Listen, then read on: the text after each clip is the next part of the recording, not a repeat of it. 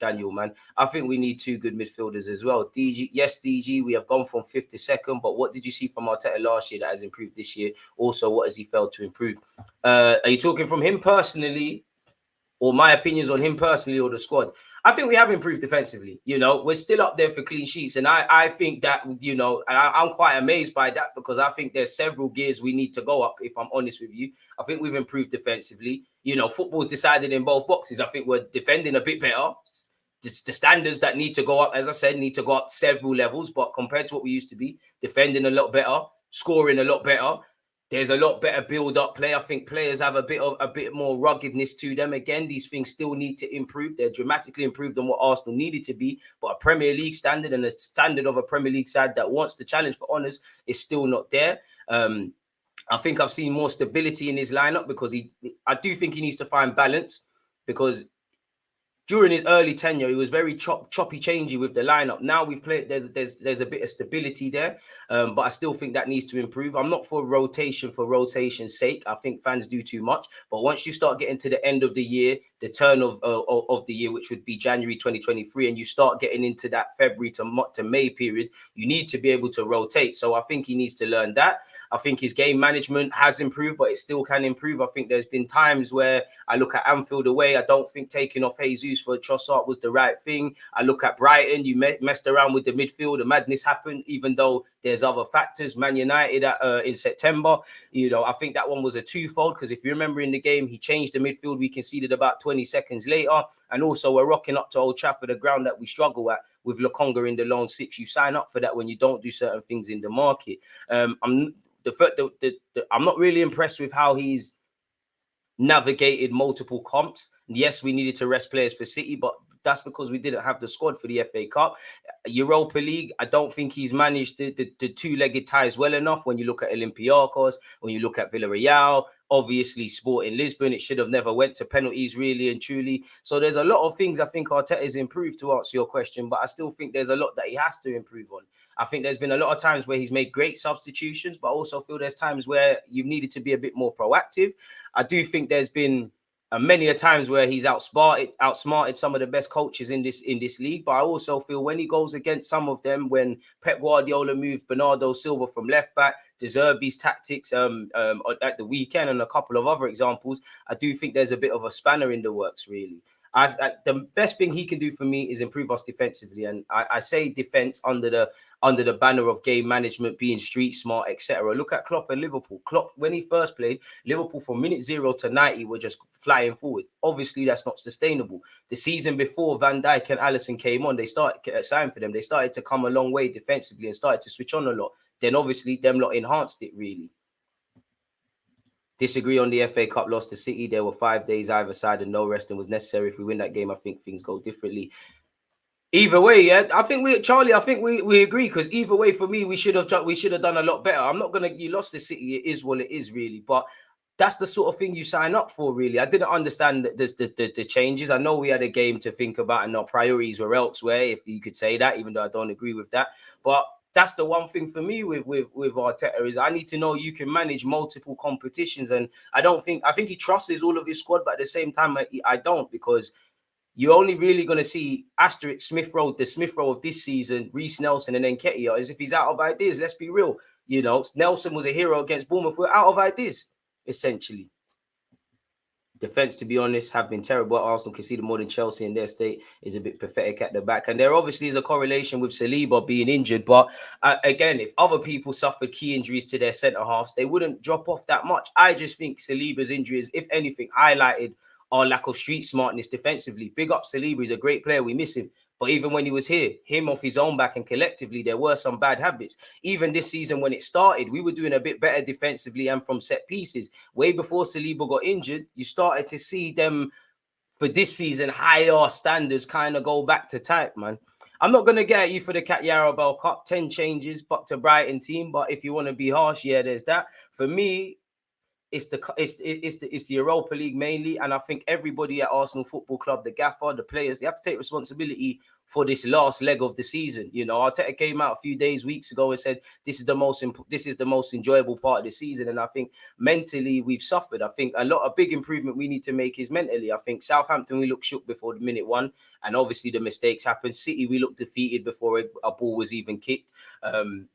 And many other examples, really. Yes, there's more resilience and there's a lot of good things. You know, there's a good foundation, but it's now about taking the things we need to improve and taking it to higher heights, and obviously making the good great. Smash the like button. Why does everyone like this Caicedo PMP merchant? Outside of tackling, he has even worse flaws than Xhaka. Cap, but fair enough.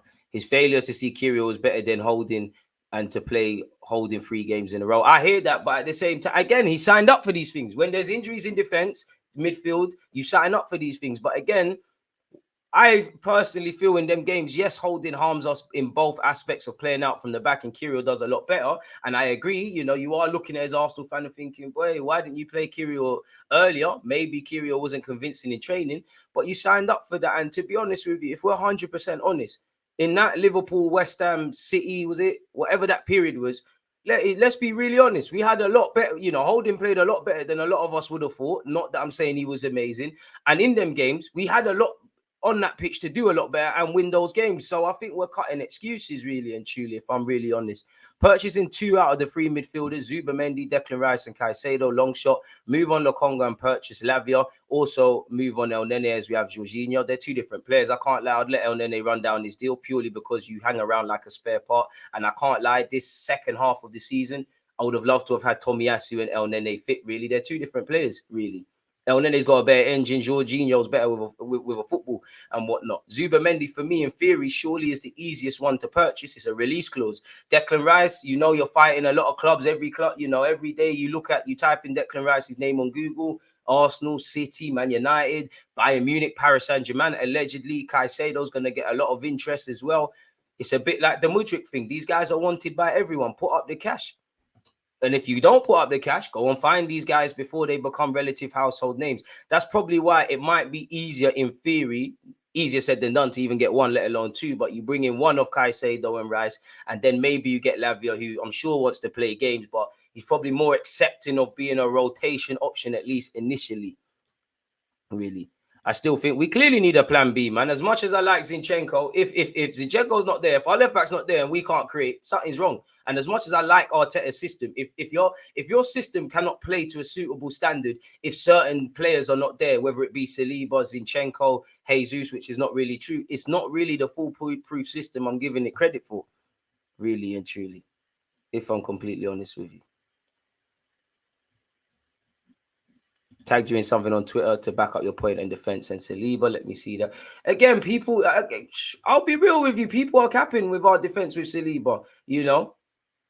So we still would have shipped these goals, and it's nothing to do with Saliba. It's because we don't respect the art of defending and necessary as a club. If Newcastle got some injuries and other teams like that, you would see a certain base, really. With us, if we're falling off a cliff again, for obvious reasons, it's not the same. But why were we able to cope with Jesus' injury for Nketiah and not necessarily defensively? Now, we know Eddie Nketiah is probably closer in ability to Jesus than Holding and Saliba. And we know we've clearly got better attacking options than defensively, collectively. But you get the point. Like, it's cap, man. I think the scouting department could be better. Sacking all the scouts was wrong move by Eddie for me. We've always got good moves. Scouted players like Nasri Arshav and Saliba. I hear that. To be fair with you, I haven't seen what Carragher said, apart from what I spoke about yesterday, and I don't think he was wrong. I don't even think Gary Neville, apart from criticising celebrations, just being an absolute dickhead, is saying anything wrong as well, really. This is a man that was kissing Paul Scholes only to lose out on the title, you know, however many points behind when he's celebrating in front of Liverpool fans at Old Trafford when I believe Chelsea also won the league there, you know. Shock horror football fans and footballers can't celebrate. You know, I don't think I can criticize my Arsenal players for a lot of things. I don't think there's a damn player connected to that club that at any time we won, especially them dramatic games, the Villas, the Bournemouths, to a degree, even Liverpool at home, Man United, I don't think there was anyone that sat there and said we've won the league. But Gary Neville's a media think piece. He's no different from Piers Morgan. You know, again, I think when Gary Neville talks on the level, he says a lot of things, right? But he just wants to be seen and heard. And it's all about engagements. And until football fans, specific to this Arsenal fans, learn to ignore they're gonna keep getting traction. Traction, engagement, results. Bills are paid. Not that it's necessarily correlated to Gary Neville, really. I think a lot of Edu signings, when you add it all up, is rubbish, to be honest, with the money spent. DG, please name all the players you want out of the Arsenal squad. Out of it, I don't think. It's not even an out thing. Like, it's the obvious, really. I don't think we can move forward with Cedric. Ainsley's done. Nelson's not signing a new deal. If Xhaka and Tierney want to leave, I'd let them leave, even though I'd keep them in squad roles. Beyond the obvious, really and truly. Like, we evidently know the players that are not levels at this football club, really and truly.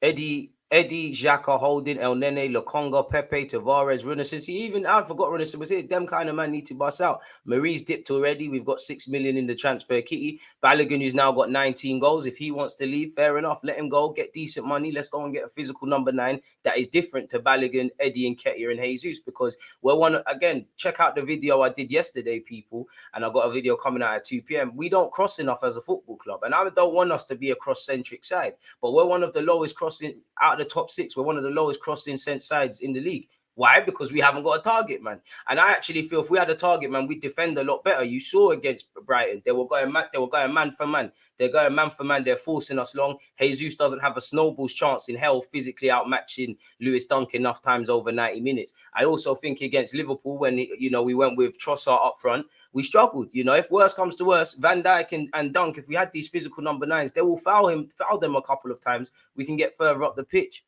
And defending, for what it's worth, if I haven't made it clear, it starts from the front, man. Again, there's many things. There's individual mistakes. There's following runners. There's the shape. There's switching off on transitions. There's conceding goals in crucial moments, towards the end of halves. There's psychological effects. People are dropping their heads. There's a lack of street smartness. There's several ingredients as part of that cocktail. And as I said, I feel compared to what we used to be in the last 2 years, we have come up so far defensively. We're not where we need to go. In my opinion, we're not where we need to go. And it's always the player that is missing that is the Messiah, really. And it's actually the signs were there. Not necessarily because we've dropped points against Liverpool and West Ham. They were there when we're battering Leicester at home, Leeds at home, Crystal Palace at home. We're conceding dumb goals. Brighton away, we pack them in. We're conceding unnecessary goals. Again, you're not gonna keep 38 clean sheets. Big up South London's finest for that. You lot can see that. Again, I've said it before. I said we're an improved defensive side. I don't think we're a good one. Statistically, I don't know where I'm at defensively, because I'm sure Man United fans want to see several improvements defensively, but De Gea is top. I would say, in my opinion, probably City and Newcastle are probably the best defensive sides from the eyes test. They're not top. So it depends, man.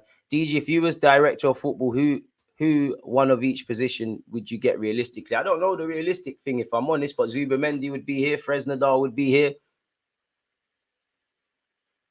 Can't lie, it's probably not the answer, but we'd see what Dortmund are saying for Karim Adeyemi.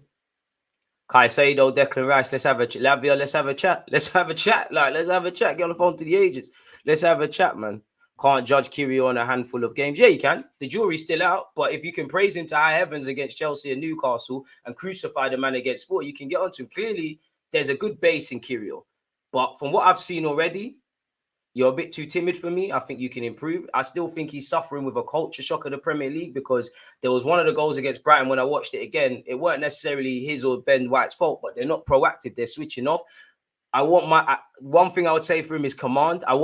Again, you don't have to be shouting and bollocking everyone, but I don't like centre-backs that are not commanding. And I look at 2 of the goals that I've seen conceded when he's been on the pitch for as good as he is. I think he's done, when whether he's fouled or not, play on, in it. Like, I don't think him coming from Italy, the university of defending at his old team, Spezia, I think if that goal against Brighton happens, then fans aren't going to let him leave the stadium. And I don't think he would do that there.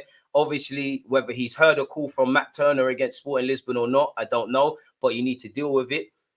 I do think he's a bit soft, but I like what I see from him in the squad depth sort of thing until I see anything more. It seems a bit timid, but You're relatively quick. You show you show balls on the ball. Pause. You stick to your task well. Again, Chelsea are rubbish this year, but you did well against Aubameyang. You coped very well against Newcastle. You stood out because you fitted in, sort of thing. And again, needs to be a bit more rugged, man. Be a bit more rugged, be a bit more commanding, and let's see what you can do next year, innit? Really and truly, I would like someone, if not necessarily age, someone a lot more experienced, if I'm honest with you. Like, if you could go and get a street smart centre-back, right-sided centre-back that could be used in the squad. I'm not saying Lewis Dunk, even though I like him, but someone like Lewis Dunk, he's been around, he knows defending, he's been around the divisions, he's good with a ball at his feet, he clearly loves to defend, he's a physical powerhouse. If we had someone like that in the squad, I'm cool. Sell the useless, whoever that is. We do need to be ruthless. Some players need to cut, some first 11 players need to hold bench or cut. With the defense problem is the whole team from defense and midfield. People are blaming Zinni, but everybody, our first attacker is Ramsdale, our first defender is Jesus, or who is ever up front. And also when to take the sting out of games as well. Again, it's more street smartness, if anything, really, what I find myself looking for. I don't have a clue on the centre backs, man. Big up my guy Zims Mueller, the second best football manager content creator out there. Make sure you're following him on Twitch and actually YouTube as well. Gabriel's the only one who wants to have it from our centre backs. Others are about passing. Again, yeah, Gabriel. For him, he just needs to cut out the bozo genes and the rashness. Really, I do think Saliba likes to defend. His thing is more calculated. Yeah, man. I listen, tying shoelaces and ducking and crying about VAR. I'm gonna keep rocking with Kiwior, but I don't like that. I want my centre backs that are madness. They'll take out their own mother before they'll want to concede. We need to want to keep a clean sheet as much as we want to do this fast Wenger Arteta ball stuff. And until we do that, we're not gonna go to where I really want us to. I really hope Kiwior has the same development as Vidic. He'll do well to be in the same realm as Vidic. I'm not going to judge a man 4 or 5 months into what is probably a 4 or 5 year contract. You've done a lot better than Holding, respectfully. But one thing I would say for Holding, I don't think he's going to go through the Sporting Lisbon stuff. And I don't think Holding is going to go down holding his lace or whatever in Brighton. And I'm not putting Kiwior against Holding. I'm just saying that's one thing you could learn from Holding. It should be over your dead body. We need a clinical striker like Kane. If only it was that easy, innit, really? If only it was that easy, man. But yeah, Kiwior would do well if there's ever a legitimate conversation to have with Vidic. He's got a long way to go. I don't think he'll ever reach that, but I'd love to be wrong. And with Kiwior, I'm not going to lie, you've played at a World Cup. You've got capped a couple times from Poland. You've been in Italy. I'm not blaming him because we were shambolic defensively, but I don't want to see that. What I've seen in them 2 examples I've given, I should be seeing from some young random 18-year-old kid who didn't even know he was going to make it at Arsenal. He's got to start in a big game. Take authority. Now, obviously, psychologically, he's still adapting to the culture of the club, the Premier League. I do think you'll see a lot more. I'm not saying he's going to be a great player, but he will show a lot more personality when he appears comfortable, really. And maybe these are the reasons or certain aspects of his game as to why Arteta was probably rightly or wrongly reluctant to blood him in sooner, really. Need ruthless leaders and players. We need headstrong players, man. Because I keep in the last few weeks, I keep hearing players' heads are dropping and things. Even when you're losing, there's a way to lose. Like when it got to 2-0 and man are saying heads are dropping, things get worse. Don't concede a third. And again, back to game management. We threw it away in the second half. 4, 5, 6, 7 minutes into the second half, conceding 2 goals in the dying embers. We've done these sort of things at times and won games and whatnot, and it's been great. I'll go back to Arsenal, Man United at the Emirates. I bet you any money Ten Hag and Arteta have briefed it. When the emotions were done, that is one game they're going to use as a reference for both teams to improve because both teams were doing stupidity. We need to pattern up those Saliba and Gabriel going Madrid if we're not careful. Boy, Vidic wouldn't do his shoelace and turn around. Kiwior ain't coming back from that. Sorry, man, he's weak. Look at his temperament coming out saying he was waiting for VAR. You don't even see that Sunday League. I hear that. DG, what do you think of Rice or Caicedo and Milinkovic-Savic? I feel like we need an elite European experience. I assume midfield in the Champions League. I like Milinkovic-Savic. I do think people look at him, pardon me, with rose tints. You did hear Arsenal tried to get him last year, so I don't know the credibility or the feasibility on it. But I just think it's a myth. I think the wages he's probably going to want, Lazio are probably going to want a decent fee. That one there is just going to be left, man. I think that's a paper talk one. Too many weak men in the squad. Trossard, another one, poor temperament, and he's weak. I don't think his temperament's weak. I just think he's not strong like that. It does happen, but respectfully, I don't care about other teams. I care about Arsenal Football Club. Like, you know, we've been perfect more often than not this season. But if we're talking about winning a league, you have to be perfect. Respectfully, you're right. It happens, you know. There's only been a couple of occasions this season where Arsenal fans have been disappointed, but I don't care. I don't want to know about what we do well. I can see what we do well. Praise us. It's what we need to do better. It's them fine margins. If we want to go to where Arsenal Football Club could be, or we're going to be in another scenario where you've got a half bit of potential, looks a bit rosy, and then we start stagnating again. You know, this is an opportunity to really push. I don't give a crap what other teams are doing. It's always going to be competitive. We don't know what the landscape is going to do. Let's just focus on us. Like, if you heard my review of the Brighton game, I wasn't actually referring a lot to what it means for title races and all of that jazz, just in terms of being competitive. You know, games like this season, Brighton, Newcastle, historically the top six, they're a good test of your ability because there's fine margins that go against you. And I don't think we relished it. I don't think we've been, more importantly than not, I don't think we've enjoyed this period of this season. You've already confirmed Champions League. You're fighting for an added carrot. And I think, obviously, on the pitch, we've let ourselves down. Psychologically, we've psyched ourselves out. If Odegaard isn't captain, then it's got to be Gabriel. For me, I shouldn't even know who's Arsenal captain. Everyone should be a captain. You look at the Man United sides, the Arsenal sides, probably big up Wes Morgan, Jamaican and that. Leicester, let's plug that. You know, City, Liverpool. Yeah, you can see the captain's band, but you look around it, or any Chelsea, any team that's won a league or any honours. Yeah, someone's got the captain's band, but you look at that 11, everyone's a leader. Everyone's a leader, really and truly. The title race was gone from Southampton, but you still have to take it to the end. I really did want 90 points, though, man. I'm happy with our points tally. I really did want 90 points because I couldn't tell you when Arsenal last done that. And it's all about building blocks and foundations for next season, in my opinion. The whole team mindset changed when Martinelli went off injured. I wouldn't quite say that, but I do think it was a pivotal moment. I personally think... how can I make it make sense? I think Trossard should have suffered the same fate Smith Rowe did against Bournemouth, which unfortunately I think Smith Rowe did a lot better. I thought Trossard should have been subbed. I think Saka's very fortunate to end the game as well, really. We need 11 captains. I should have known who's the captain. You look at the Invincibles, who's captain? You don't know. You had Madman Lauren. You had several players.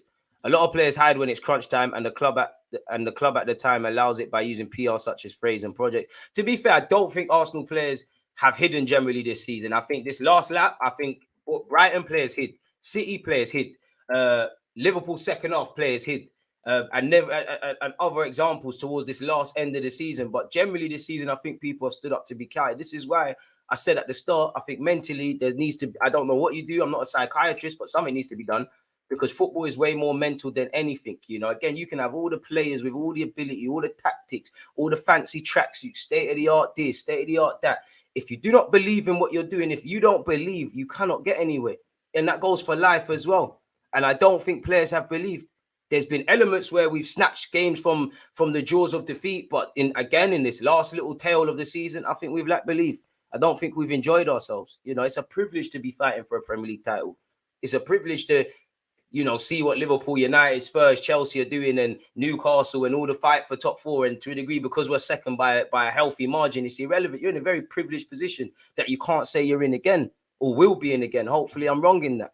And I didn't see players seizing that. God forbid. But if the world ends tomorrow, if your career ends tomorrow, you want to have no regrets. All I ask for in a game is that we have no regrets and we remain competitive. If we lose the game, we go back into the changing room and we deal with things. But we weren't competitive against Brighton. You know, the pain of discipline hurts, as I keep saying in every stream, but it hurts a lot less than regret. Why? Because you can actively learn discipline. Regret, you can't go back in time. And every player, even the manager, they're all gonna have regrets at this last lap of the season. And I don't think we've taken heed of the games in the first half of the season where we was conceding dumb goals in dumb scenarios, man. Appreciate you, my guy. Stream is going great, man. You lot are in top form, man. Arsenal season, as I wouldn't say a success. It's been a good season. I wouldn't say a success. It's underwhelming one, but it's one that we can have some pride in. We do the job in the summer and we're back next year. This team is growing. Let the haters talk, bro. Let the haters, let the praise, whatever people are saying, let them. It don't matter. Just do what you need to do. Martinelli sets things up, makes Odegaard better. I mean, one thing I think Martinelli's got one of the best mentalities in the team, if I'm completely honest, because he's with it. Need leaders, man. But again, it doesn't matter how much of a leader you are. You're obviously only one man. It doesn't matter if the whole teammates singing from the same hymn sheet. It don't really matter, really and truly. So everybody needs to, do certain things. Xavi Simmons, Rice Caicedo, Simican, Højlund, Diaby. What you say? It would be a movie, but I can't see that all happening. Thoughts on Guerrero? Wanted him at Lorient. Not too keen on him now. Ivan Ndika could have been a good option with him being a left-sided centre back. Probably the bolt's gone now with that. Us bringing in Kirill. Probably need a right-sided centre back. To be fair with you, playing devil's advocate, hindsight's a wonderful thing, and I'm not criticising the signing of Kirill, but it did make me think. Could we have sat there in January and said, you know what, let's sign a right-sided centre-back? Football's harsh, bro. Football's harsh. Maybe I'm being a bit harsh. You're right, Wolves, but I think it could be a season of some sense of pride. It has ended in underwhelmingness, but there's not, at best now, this season just has to be one that we look back in a few years of foundation where we build upon. There's nothing in 10 years' time, man, I'm not going to care about this. There's nothing that's set in stone. There's no FA Cup. There's no Europa League. There's no Premier League. There's nothing that immortalizes these players, really and truly. And I'm not criticizing us, but yeah, we do need a bigger squad, or at least 15 to 18 to 19 players, kind of like City, that Arteta fully trusts. They can rotate in and there's not much of a drop-off. Saka needs competition, or make Jesus the competition for Saka buying a striker. I need it, man. I need it. I need a physical striker. Ivan Toney be perfect in this setup, or someone of that skill set, someone of the Giroud skill set, the Adebayor skill set, the Ivan Toney, someone. Again, if you bring in someone who's not that and they're better than what we have, great. But I think we're really missing the trick, not having someone that can throw their weight around as well as other things as our number 9 or as a number 9 within the squad. It is what it is. What do you think of Vlahovic? Not really as keen on him as I used to be, but if Arteta's still on him and they're listening to us, why not get it done, man, really? Big up the Twitch gang. We've got 60 likes. There's over 191 of you in here. Can we get 40 more likes and pattern that up, man? Balogun is chosen to play for USA. Where's that? Big up him. Probably the smart thing to do, really. You don't want to become a one-cap man. And to be honest with you, America are doing exciting things. You saw at the World Cup what they were on. They had a great future. You see what they've done for Yunus Musa as well. It makes sense. Really and truly. Go and play for America or somewhere you're going to play on a regular basis. You look at Eze, his form apparently is going to get him into the England squad. I like Eze. I think he's a very talented boy, but are you going to get called up for England again, or are you going to be a one-cap man?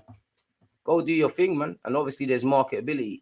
I know Italian players don't like moving abroad, but would you take Tonali? I do think Tonali's a bit overrated, and what I mean by that is he's not that he's not a good player, but I don't think he's of the level that some people are saying. I think he has the capacity to be there. But if Tonali wanted to sign for Arsenal, he could sign tomorrow, man. Hey, DG, Arsenal team have always had a mentality issue when it comes to the final hurdle. No matter the players we get or the manager we have, some players still have this mental block. Why is that? I wish I knew, man. If I knew, I'd be trying to get a job at the Emirates right now and kind of get rid of that. But yeah, man. I mean, you have to expect teams to hit back. You have to expect teams to hit back. Everyone's going to want to improve their season last year. We have to want to improve ours. Whoever wants to sit still, it's their business.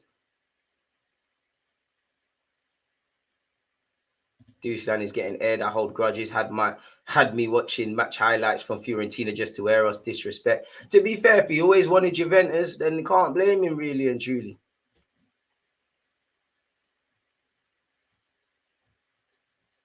I think Arsenal got too comfortable because we reached Champions League. That could be it, but that's where I want us to be fearless. If you've achieved your goal that you set in August, this is where you should be fearless, because the worst that can happen is ultimately where we find ourselves now, is that City are going to run away with the league.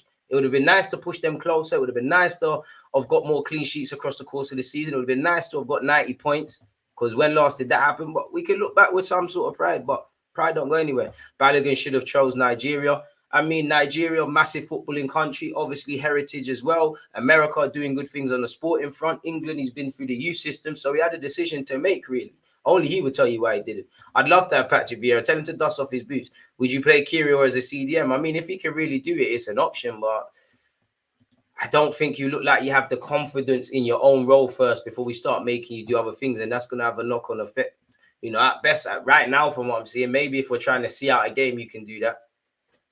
But apart from that, I'm not too sure. Good season when it comes to achieving Champions League, but underwhelming, as this is the best chance to win a title this season, as Liverpool, Chelsea, United were off for most of the season. I hear that.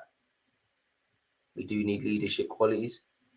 Because that even shows me that you're not on the ball with the Prem. VAR has been poor all season. May have niced you at Newcastle, the handball, but don't forget what happened versus Brentford. There you have it, and several times, really and truly. Play to the whistle, man. I know these lot of professional footballers and technically have for a number of years now, but play to the whistle. Play to the whistle. Man say he didn't see the goal. That tells me you didn't. And if I'm being devil's advocate and being harsh, unfortunately, to Kirill, that tells me you didn't want to defend more than you wanted to be alive in that moment. You was too concerned with your boot. And it can't have hurt that much because you started sprinting. Literally, if you go watch the game again, the game restarts, you're there sprinting again. So it weren't that mad. Again, if it hurt, it hurt. If it's a foul, it's a foul. Personally, I think it is a foul, but it's a soft one. It's a foul, but you can play on, man. This ain't academy football. No one is going to save you but yourself. Arteta's done his thing, man. But it's just now going to that next level. Really and truly. So yeah, man, keep your opinions coming. Don't forget to smash the like button, people. With that, keep your thoughts coming. Let's actually see what the news articles and all them things there are actually saying, people. So let's make a timestamp. Where do we start? Let's start with this actually, because this was the first thing of the day from myself. Can you see the screen? You should now. Arsenal are ready to back Mikel Arteta by signing Declan Rice and Caicedo this summer, with